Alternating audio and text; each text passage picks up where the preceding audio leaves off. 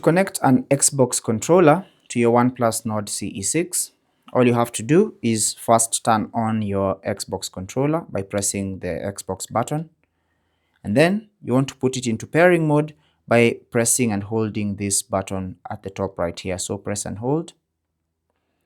Once it starts blinking rapidly, you should know that it's in pairing mode. And then you want to go into your phone settings, and then under settings you want to select Bluetooth. Ensure Bluetooth is turned on and scanning for devices, and here you should see your Xbox wireless controller, so you want to tap on that.